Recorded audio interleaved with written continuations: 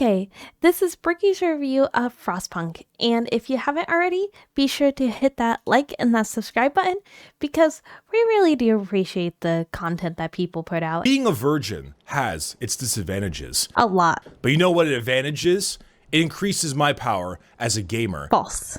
And the power of my sponsor, Gamer Sups, which you can check out, and its fantastic flavors, which I recommend, blue raspberry, dragon fruit, as well as the fantastic acai blueberry flavors down there in the description. Check out the link, use code Bricky to save 10% off, and of course, any of it comes back to me because I do gain commission, and that is great for me because I like cash. Cash money. Unlisted video in the First description thing's called an ad, Why bruh. Gamer Subs. I mean, at least he's getting it out of the way. At least he's getting it out of the way. Sponsor, why I think you should check it out, why I think you should give it a shot. Maybe he just wants you guys, you virgins out there, to get your Gamer Subs for show. He's like, all the virgins are gonna click off if I don't appeal to them immediately.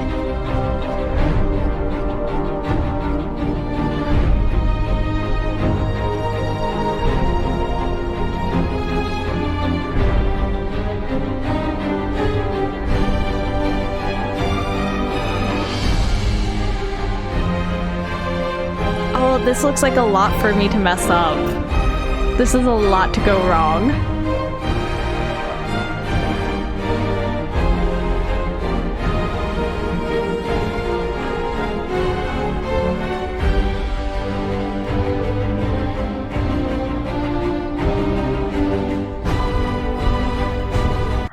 I've been appealed to. I'm staying. My fellow virgins, let's go. Oh my gosh. I'm glad you guys found your content creator for you. He appeals to who you are as a person, as an individual.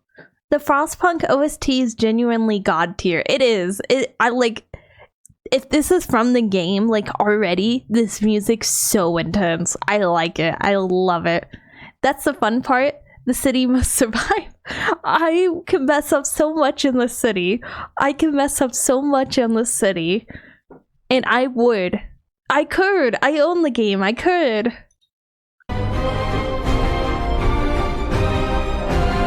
Hello everybody, my name is Bricky, currently freezing to death because the captain forgot to recall me before the great storm. A surefire way to tell that I'm getting older is by the games I've been reviewing. As a young brick, Halo 3, Call of Duty Modern Warfare 2, midnight release at a GameStop or a Microsoft store, those were the times. Now, we've reached the point of depressing post-apocalyptic city builder about the morality of the last city on Earth. And by God, do I love it. Frostpunk is a brutal city builder survival game created by 11-bit studios out of Warsaw, Poland, which means, yes, this is another incredibly depressing Polish game, which is just, love it. Frostpunk came out in 2018 to almost all positive reviews, with the negative reviews mainly citing the optimization, frame rate, stuttering problems. Now in 2021, with multiple DLC and many patches out, Frostpunk is one of the best city builders I have ever played. It is a crushing game that can— I have to be honest, the only city builders I've done is They Are Billions and Anno 1800. And I failed at They Are Billions, and I can only play Anno 1800 until people start trying, the other countries interact with me, because it all goes downhill from there. It all goes downhill from there. I can't interact with the other countries properly. I don't know what I do wrong. I guess I'm not a good leader. I guess I shouldn't be the leader of a country. Maybe that's it. That might be it. Just a little bit of a feeling that might be it.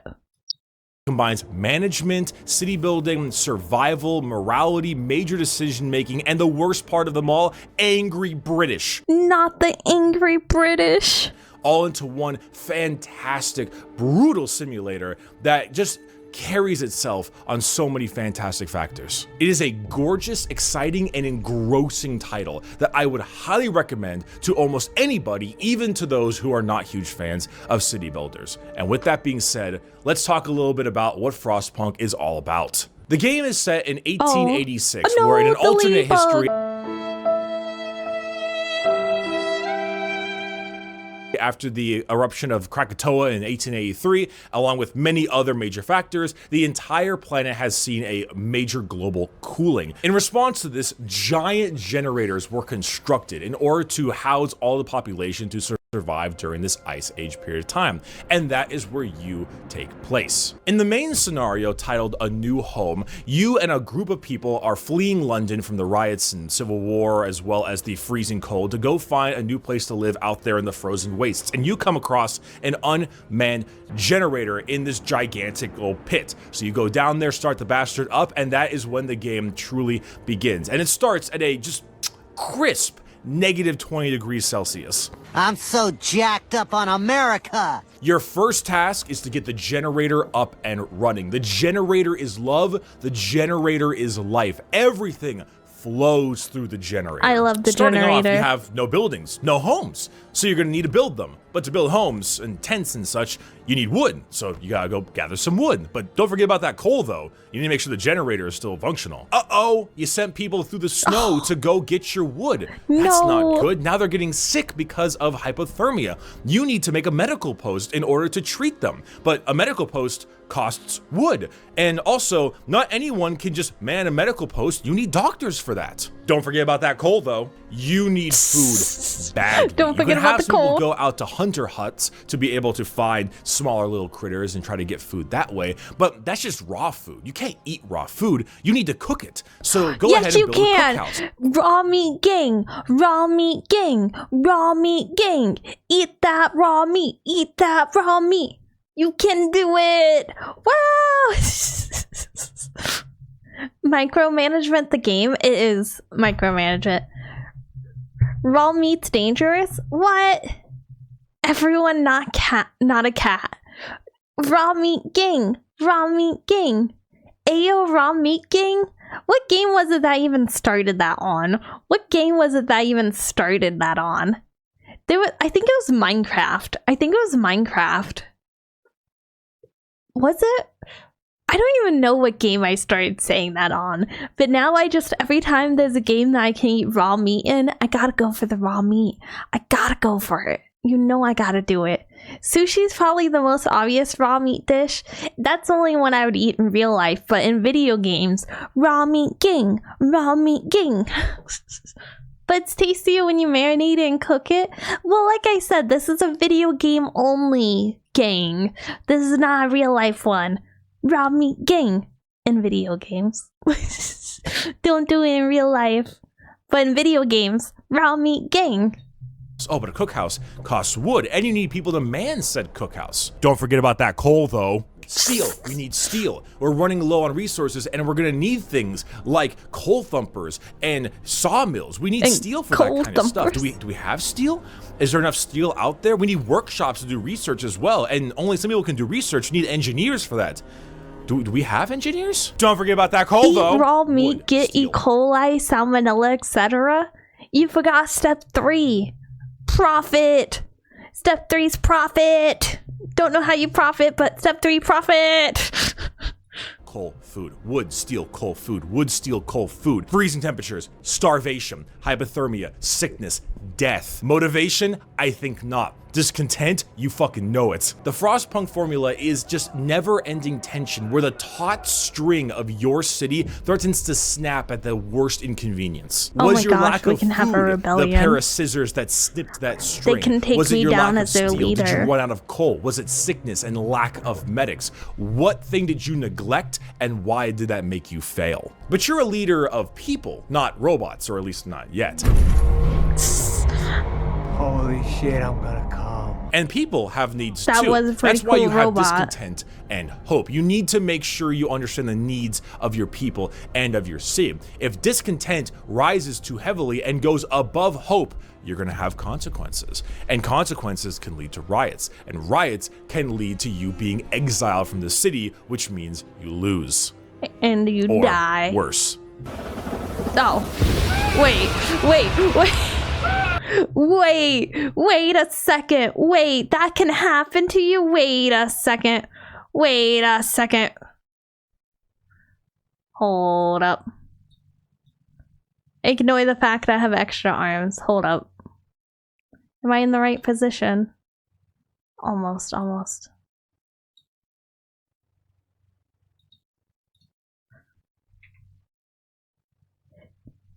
Worse. Don't do it! Don't do it to your streamer! Don't do it! Get down from there, Laya. No! No! No! Don't do it to your streamer!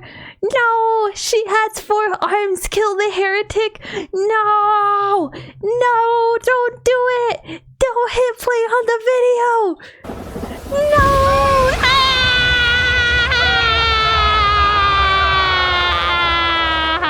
Man.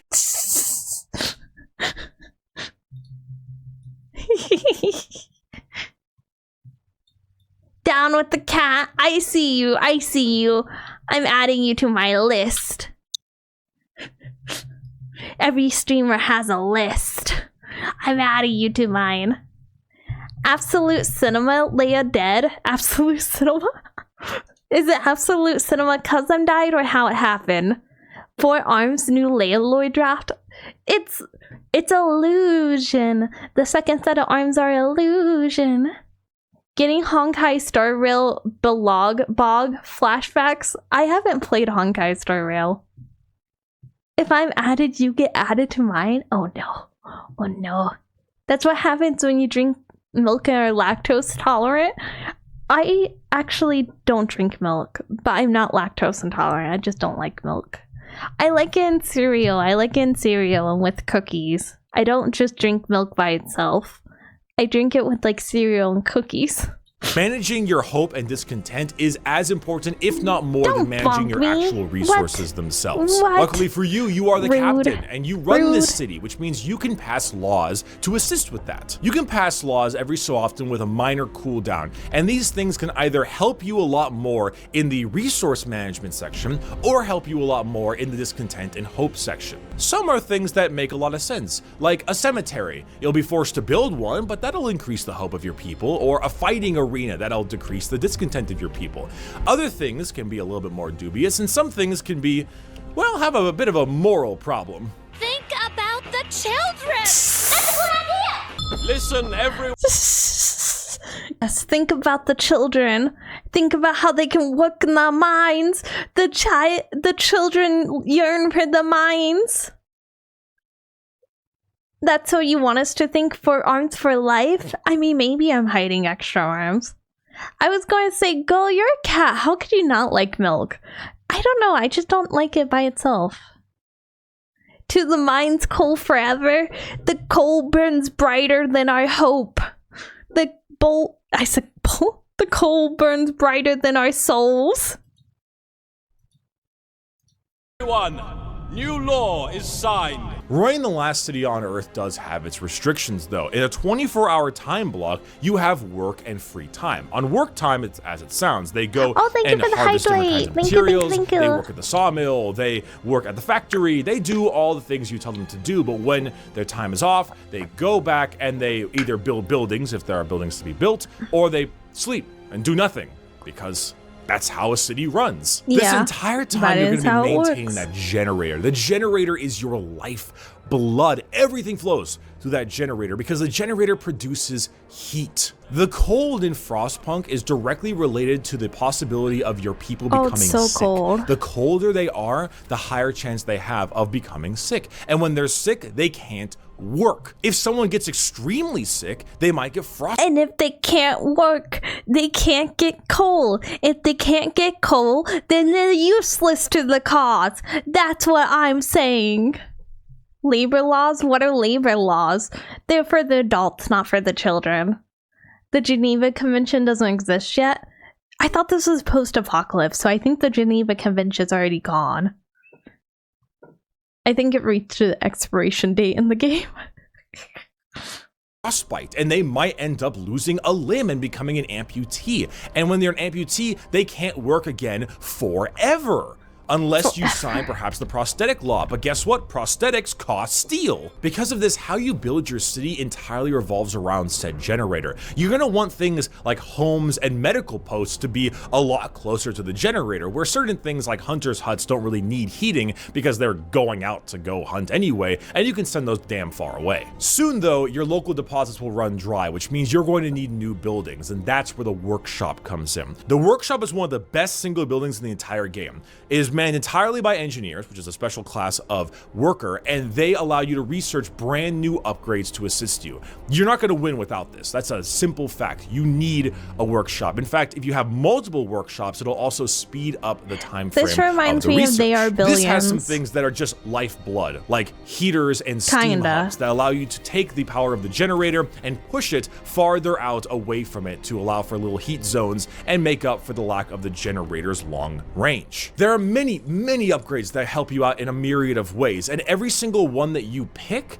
will make you feel like you picked not the wrong one, but you wish you picked a different one at the time, because that's the balancing act with it. You'll need a way for more coal, so you're going to want a coal thumper. You'll want to insulate all of your people's homes, so you're going to want the bunkhouses. You're also going to want things like a beacon to increase the amount of scouts you got out there, which, speaking of scouts, let's talk about scouts. Let's talk about scouts. Scouts, or by their scientific name, no complainus, Big Dickus, are some of the greatest Giga Chads in all of Frostpunk.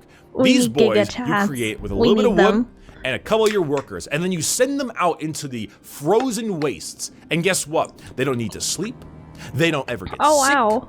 And they just go out there and find stuff. Scouts go out into like negative. I wish I could be a scout. They never sleep. That's so convenient. That's so convenient. Why can't I do that? Why can't I be like them? Survival of the fittest, let the weak go. I think I would be in that batch of weak though. I think I would. I think I would be one of the weak ones.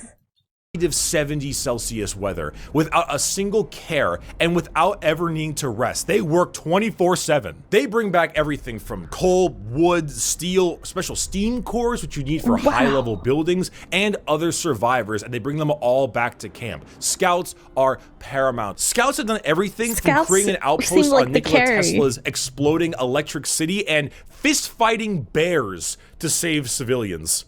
Scouts, you are my MVP. Sooner or later, the scouts are so strong. Whoa, they can fist fight bears? What? I think we should just only do scouts. Maybe you're right. Maybe survival of the fittest. Maybe all scout like city. Only scouts. That's it. That's a suggestion. We don't even need heating anymore. Just scouts. You'll start to get things a little under control. And that's why the game throws a wrench at you. Something happens in the game that causes a whole lot of problems for your people. Discontent rises, hope falls, and eventually you need to make a choice. And that's where the fun morality part of the game comes in. You need to give your people something. They need something to hold on to. They need a reason to keep going. So do you choose order? Do you run your city as a totalitarian regime with an iron fist through law and order and obedience? Or do you choose faith, which is basically just order but with JC? This is one of my favorite parts of Frostpunk, and also one of its few flaws. See, when you choose one of these two, say for order, for instance, it starts off at a very nice, not very problematic level. Order starts with the neighborhood watch and a couple watchtowers. You know, just to make sure things are going well, just to make sure there isn't any violence, to make sure people feel safe. Simple stuff, you know, nothing wrong with that at all. And then you can move on a little bit farther. You can get like a foreman, which is good to help people work a little bit harder. But then you get a little bit worse. You get giant agitator speakers and propaganda centers and spies and sometimes beatings in order. Oh no, the beatings are... The beatings will cease when morality improves. Except morality never improves. I think it's so funny that they included beatings. It's just funny how, like, it's not even like, oh, we're gonna have, like, how do I say this? It's not even like, oh, we're gonna arrest them. It's, oh, we're gonna beat them. We're just gonna... You gotta still be able to work. If we rest you, you can't work. Would be interesting seeing you play this and mess up things. I would mess up so many things. In order to put people into submission, and sometimes you can go as far as the New Order, which is the highest. Oh, there's of prison. all, Wait, there is prison right there. where you completely take over the entire town and create a full-on totalitarian nationalist regime. Don't do it. Hope will never be a problem again. Not when you have an execution platform, and not when hope is obedience. On the faith side, Obedience? my issue is that it's basically the exact same thing as Order, but with a religious twist. It starts off simple: chapels, a couple shrines, the usual thing, maybe some morning prayer, gatherings, totally fine. But then it goes worse and worse, and public penance and all that kind of crap. And then you have the new faith. It basically feels just like another totalitarian regime, but with a religious side to it. I wish they were a little bit more different. Personally, I like Order a bit more, but fair. even so, I think Faith could have used a bit more of a zealotous feel to it, instead of just feeling like Order with JC. I mean, I play Warhammer, I can understand a good zealotism when I see one. What makes it so fascinating is that neither of these two are, in a sense, morally bad when it starts out, because everything on the lower echelon of the law book is pretty reasonable.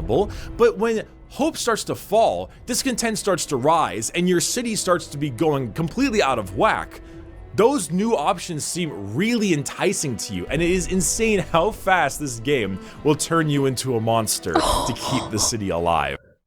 I mean, I can get how you could be turned into a monster to keep the city alive. Because, like, if you try and keep the city alive and your only choice is to bring back child labor, then I'm sorry, you're probably gonna bring back child labor before you give up on your save. You're probably gonna bring back child labor before you give up on that save. The rest of the game is truly a treat, and I think you should absolutely experience it, because Mother Nature will not hold back. Hi, Dad. Negative I had a 90 question. Celsius? Why is my sister's name Rose? Well, son, it's because a rose is your mother's favorite thing. So she named your sister Rose. Ah, that makes sense. Thanks, Dad. No problem. Violin section of the City Must Survive song. Oh my gosh. I love this.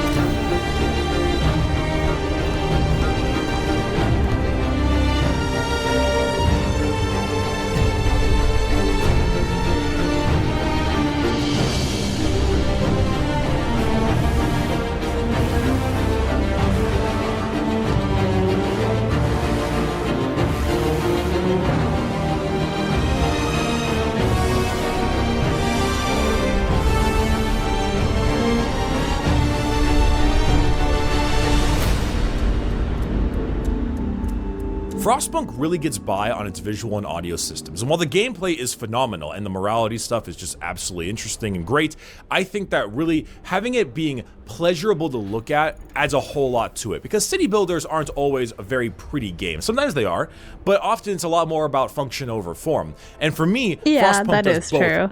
perfectly. If you look at the UI in general, the UI really does a great job at selling that has kind good of aesthetics. punky steampunk feel to it, but then certain things get added. Like whenever you see a brand new notification or an area from the scouts are being checked on, and you see that kind of way the ice kind of cracks to show open the Sorry, whole I just image thought that and was to really cool. kind of spread The open in like transition. the weird creaking, cracked ice way whenever you have any new visuals. It's really fascinating, and it adds a lot of depth to the game, and it gives it so much more character. Hell, even things like finishing up new resources. I'ma go here. Y'all have an amazing day and have a good stream, Laya.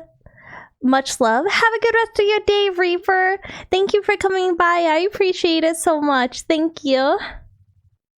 Search or opening up certain tabs have that kind of click, click, click steampunk style to it. Everything UI design wise feels so crisp and well made, and it's one of the few things that I think I love what the is cities nigh look like. perfect. And I haven't even like talked about the sound yet. Keep Oh, bringing up the child labor. Hear me, hear me. New law in the city.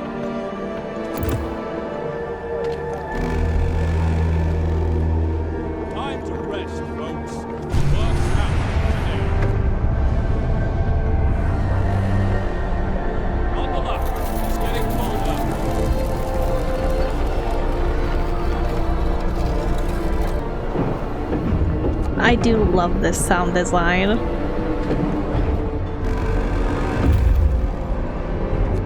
It'd be such a loud city to live in. So Bricky, what I'm gathering is that Frostpunk is a fantastic game with a wonderful scenario and that you should go buy it.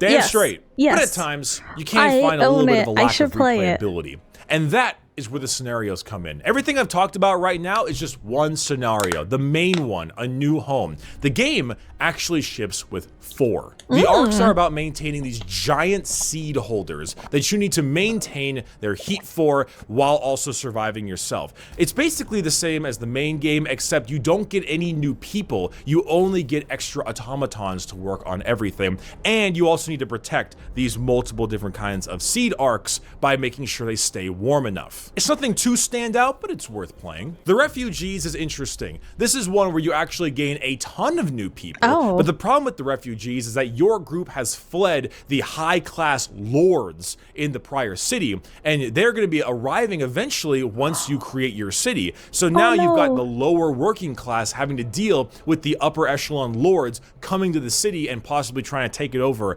as their own. So you have to deal with the morality of that scenario and whether or not you let those lords in. The fall of Winterhome is when you have a bullying kink. Basically, the prior did he say ruler of bullying Winterhome kink? was a shithead.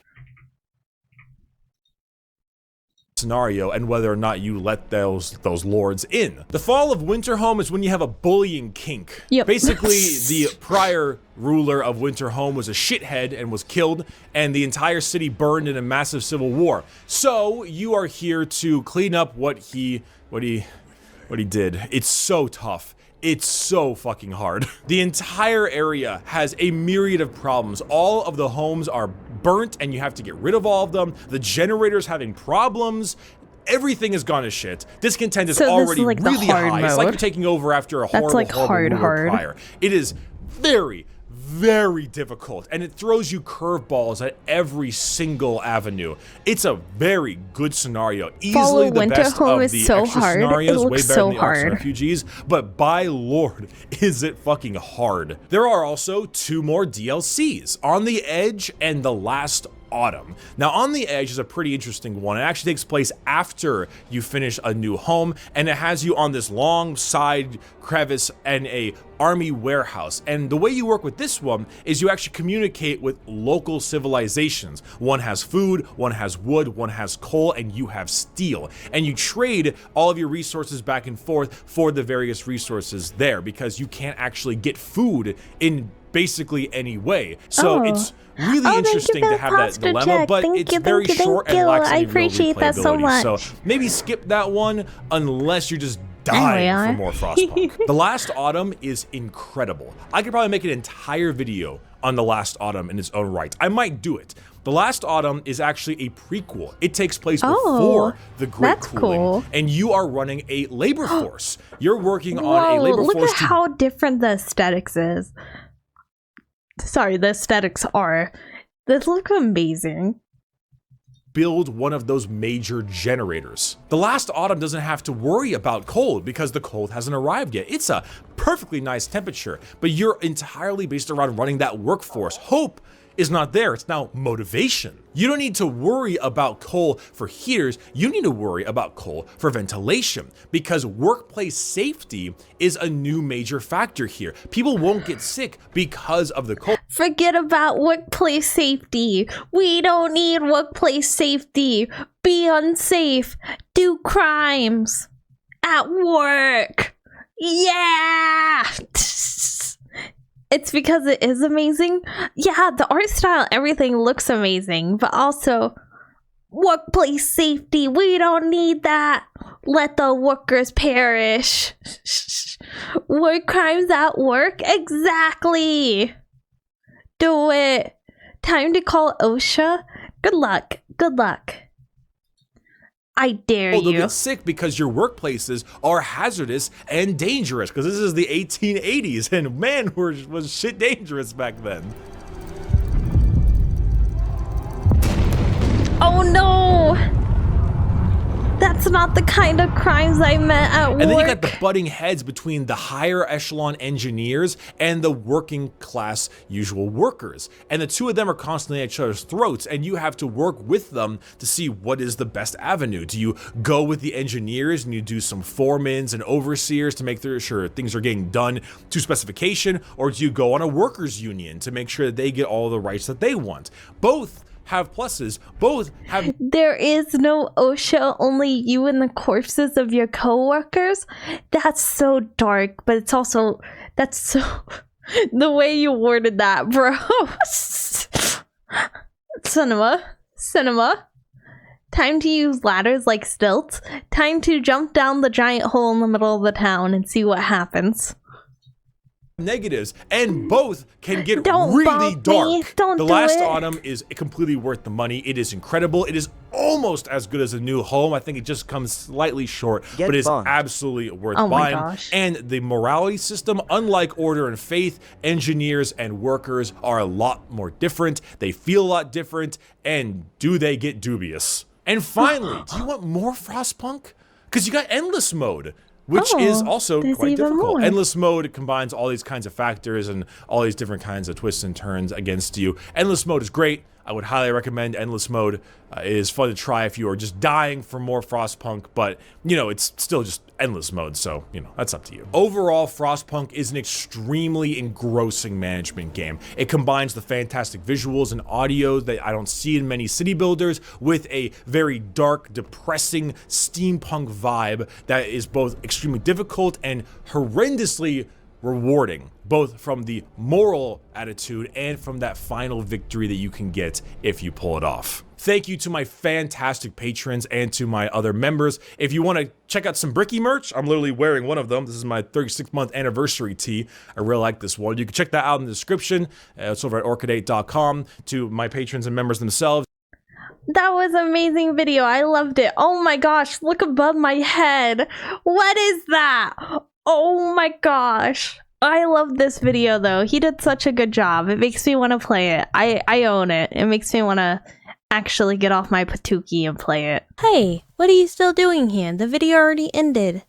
Well, since you're here, you might as well hit that like and subscribe button.